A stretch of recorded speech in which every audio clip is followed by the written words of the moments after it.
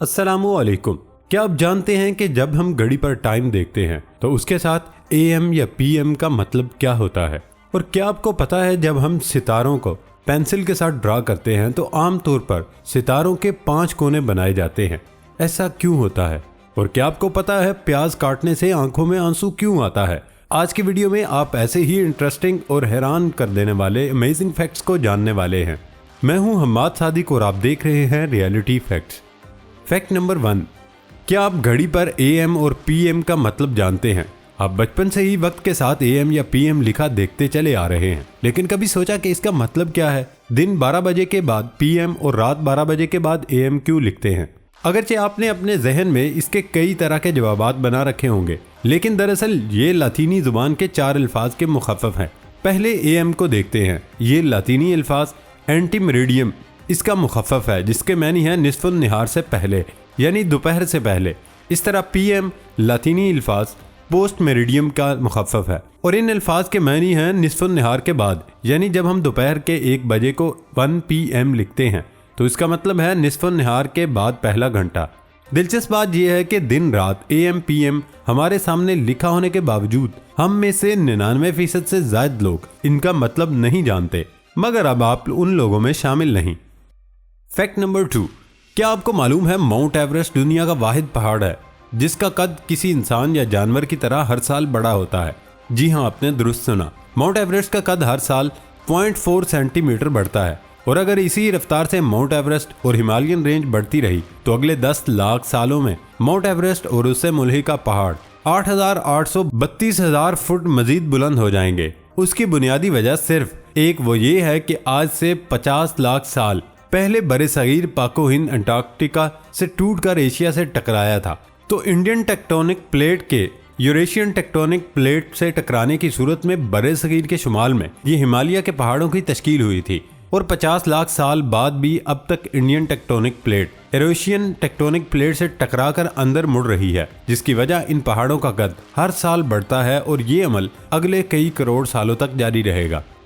Fact number 3, iceberg Qutub शुमाली के समंदर में पाया जाने वाला एक अजीब और खतरनाक कुदरती अजूबा है, जिसमें बर्फ का एक बहुत बड़ा तोदा समंदर में इस तरह तैरता है कि उसका 30% हिस्सा पानी से बाहर नजर आता है, जबकि उसका 70% हिस्सा पानी के अंदर होता है, जो कि नजर नहीं आता और बहरी जहाजों के हादसात का मूजब बनता है।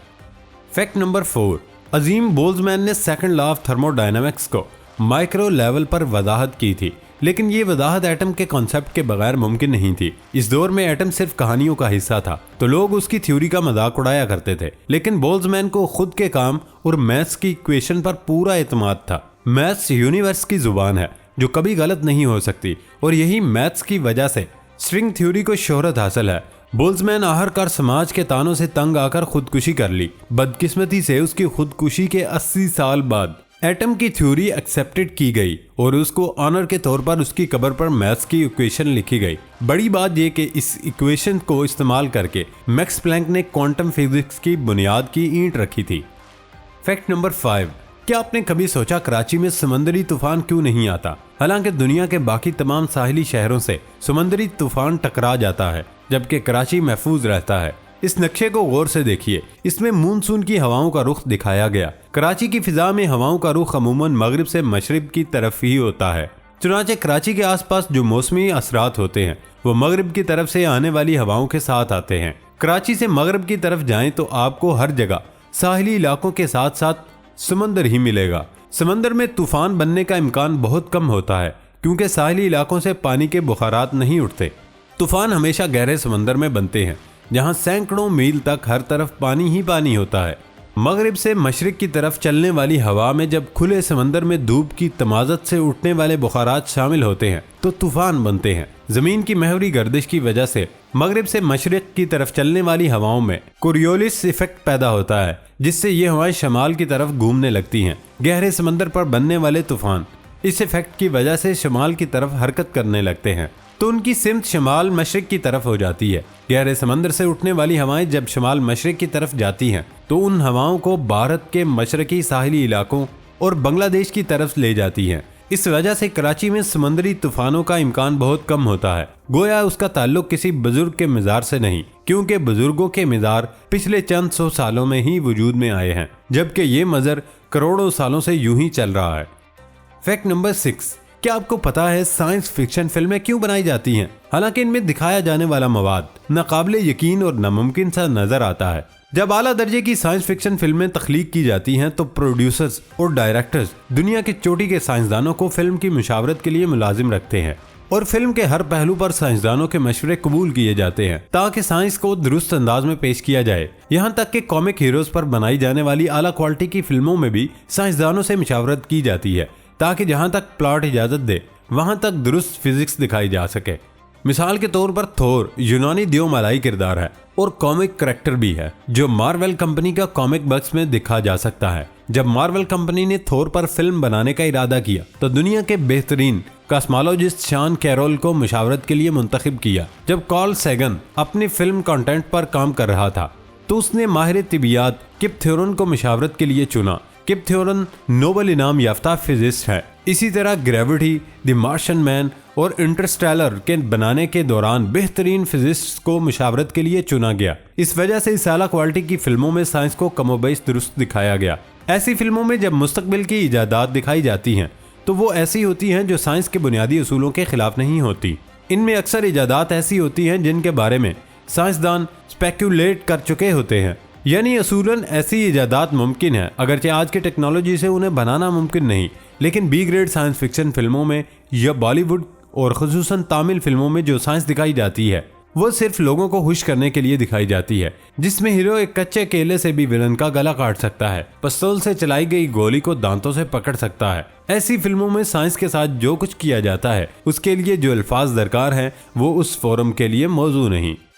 फैक्ट नंबर 7, न्योले और सांप की लड़ाई का आपने अक्सर जिक्र तो सुना होगा, लेकिन क्या आपको पता है न्योले पर सांप के जहर का असर क्यों नहीं होता? न्योले के अलावा से खूनी बिचर, कुछ परिंदे और अक्सर सांप भी सांप के जहर के खिलाफ मुदाफत रखते हैं। होता यह है कि सांप के जहर में मुख्तलिफ खामरे और दूसरी प्रोटीन्स होती हैं जो कि आपके बदन में जाकर मुख्तलिफ कीमियाई अमल करती हैं या एसाब और पट्टों के कनेक्शन को रोककर आपको मफलूज कर देती हैं। अगर आप किसी तरह इन प्रोटीन्स के अमल को रोक सकें तो आप सांप के जहर के खिलाफ मुदाफत रखेंगे। कुछ जानवरों के खून में छोटी सी प्रोटीन्स होती हैं जो सांप की प्रोटीन्स को फौरन मोतदिल या न्यूट्रलाइज कर देती हैं। कुछ के पट्टों और एसाब के कनेक्शंस पर प्रोटीन्स की साख्त ऐसी होती है कि सांप का जहर उस कनेक्शन से जुड़कर उसे रोक ही नहीं पाता। ये सब फितरी मुदाफित है जो उन जानदारों को लाखों बरस के इर्तिका से पैदाइशी मिलती हैं, पर सांप के जहर के खिलाफ मुदाफित खुद भी बना सकते हैं। मसलन एक साहिब थे बिल हॉस्ट, वो सारी जिंदगी अपनी बदन में सांपों का जहर